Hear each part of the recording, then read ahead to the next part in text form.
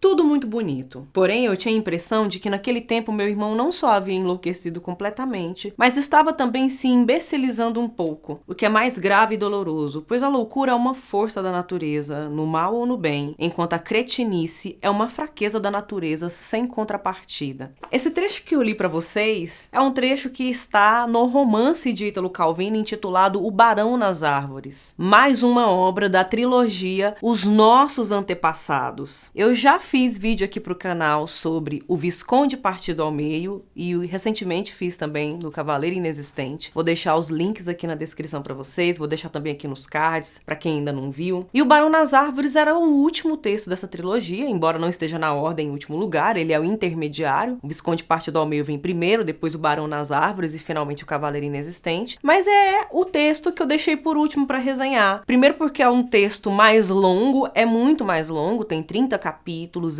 de fato, tem o porte estrutural de um romance, enquanto que os outros estariam mais próximos de novelas, este aqui já está mais próximo mesmo de romance, e tem um nível de complexidade maior. Em relação ao Cavaleiro Inexistente, o nível de complexidade não é tanto no âmbito filosófico. O Cavaleiro Inexistente é um texto que é mais complexo no campo das reflexões, né, da simbologia, da alegoria que o texto traz, enquanto que o Visconde partido ao meio é mais simples, está mais próximo das narrativas infantis, dos contos de fadas, das fábulas e tudo mais. Mas o Barão nas Árvores também traz muitas referências históricas, faz muita citação de personagem histórico, decorre um grande tempo, né? Tem um enredo muito dilatado, um enredo muito longo, muito espichado, o que deixa a gente mais tempo imerso ali dentro daquele texto. Mas, de novo, como sempre, é um texto brilhante do Ítalo Calvino, né? O Ítalo Calvino, nesse ano de 2023, faria 100 anos, no dia 15 de outubro, se estivesse vivo. Um escritor que nasceu em Cuba, mas viveu na Itália e foi muito politicamente, literariamente engajado contra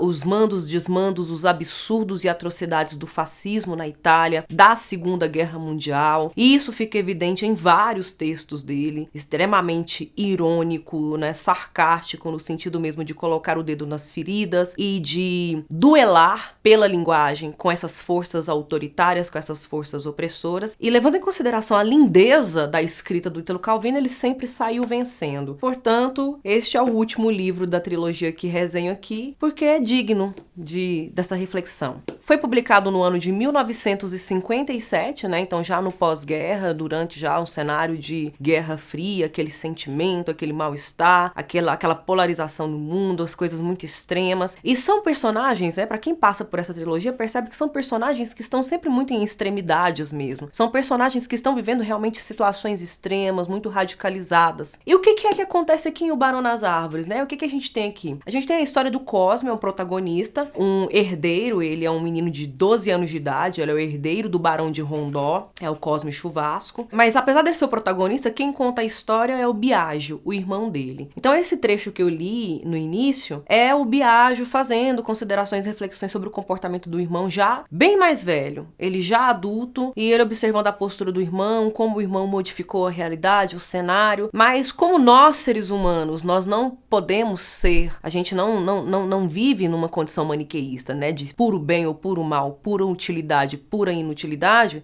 O Cosme é um personagem fascinante, incrível, encantador, mas também tem suas contradições. Enquanto que a loucura é uma força maravilhosa dentro da obra, porque o move a fazer coisas muito importantes e significativas, a cretinice, a imbecilidade é um problema, né, ao se deixar levar por forças interesseiras, manipulativas, autoritárias e opressoras. É uma figura que tá aí, transitando em lugares diferentes, assim como qualquer ser humano que ainda esteja vivo nessa terra. E é no dia 15 de junho de 1757 que Cosme Chuvasco de Rondó, com 12 anos de idade, cansado, irritado com o pai, principalmente com o pai, né? Com a família inteira, mas irritado principalmente com o pai por conta dos castigos aplicados, porque eles tinham uma irmã chamada Batista, que era cozinheira, mas fazia umas receitas muito excêntricas, umas receitas muito extravagantes e, digamos, de passagem, muito nojentas. Prepara ali os escargots escargos, né? Ele vai dando a descrição detalhada das lesmas vivas, os caracóis vivos que ficam dentro de um barril. E aí o Cosme tenta simplesmente abrir o barril, abrir a porta para esses bichos fugirem, mas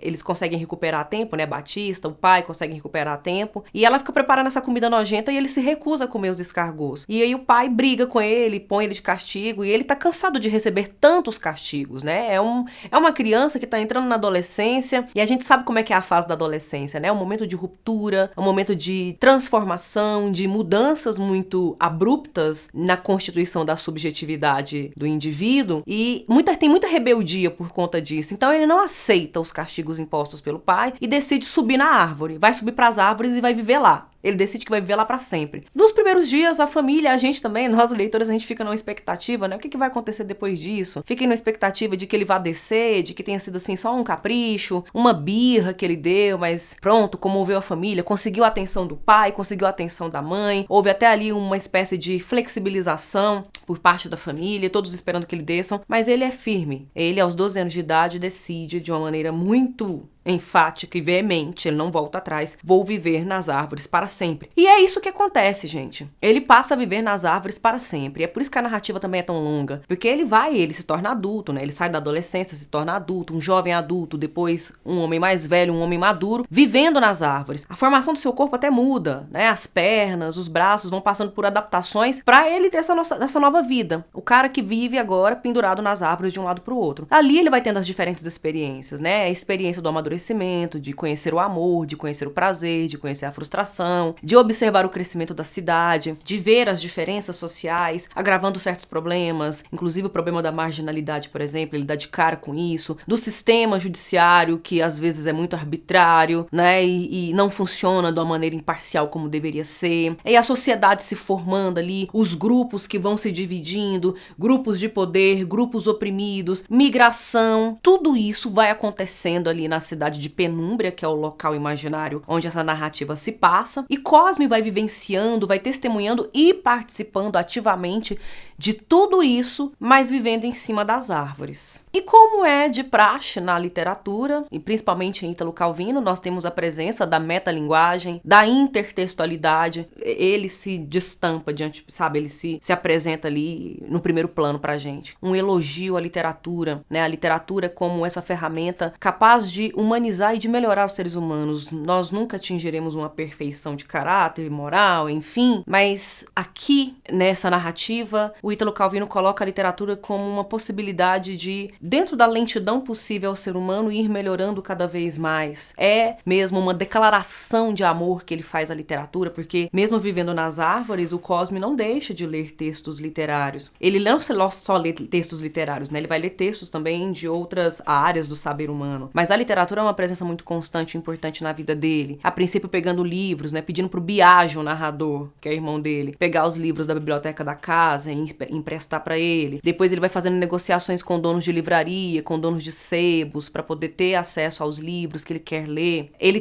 depois vai fazendo leituras de textos importantes daquele momento, né? Que é um texto que se passa, é uma narrativa que está ambientada no século XVIII. E qual é o grande acontecimento do século XVIII, né? Quais são as grandes mobilizações do século XVIII na Europa Ocidental? Estamos falando de um personagem que está ambientado na França. Sim, a Revolução Francesa. Então, na narrativa, a gente percebe ali que enquanto o Cosme vai vivendo sua vida, toda a atmosfera ao seu redor está se preparando para esse grande acontecimento, né? Esse acontecimento que foi divisor de águas, foi a Revolução Francesa. E aí, em alguma medida, a constituição dessa personagem está ali muito alinhada com os valores imperantes da época. O Cosme é um personagem iluminista. Ele tem ideias e ideais iluministas. Inclusive, ele conhece dentro da narrativa personagens históricos como o Voltaire e o Diderot, que foram filósofos muito importantes para o iluminismo. Ele tem acesso a textos, escreve textos, manda cartas, dialoga com as ideias de Rousseau, e tem um personagem que vai visitá-lo, né? Que vai oferecer a ele a sua grandiosa audiência, a sua grandiosa atenção, que é o Napoleão Bonaparte. E o Napoleão Bonaparte enxerga em Cosme um exemplo, né, de um homem que foi muito revolucionário, que conseguiu fazer uma grande transformação, mesmo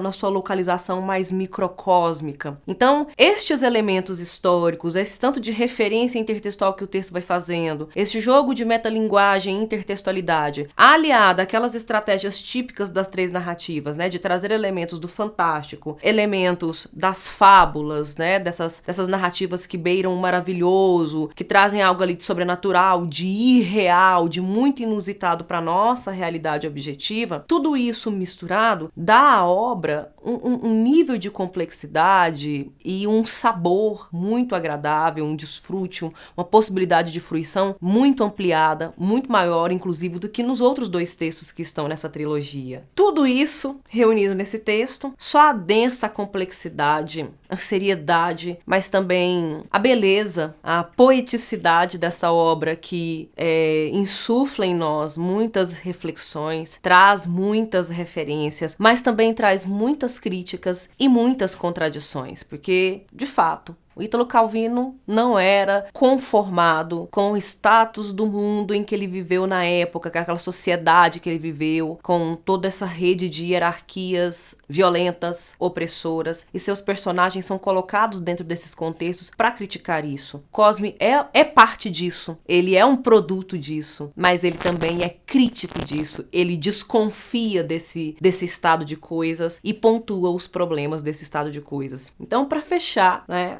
essa trilogia do Ítalo Calvino, os nossos antepassados, reforço a indicação de O Visconde Partido ao Meio, do Cavaleiro Inexistente e recomendo, indico fortemente a leitura do Barão das Árvores. É uma leitura linda, é um livro lindo, lindíssimo, é divertido, é poético, é muito melancólico, pessimista e amargo em outros momentos, mas ainda existe aqui o amor à literatura, o amor à memória, o amor à vida. Eu agradeço a atenção de vocês, eu vou ficando por aqui, até a próxima.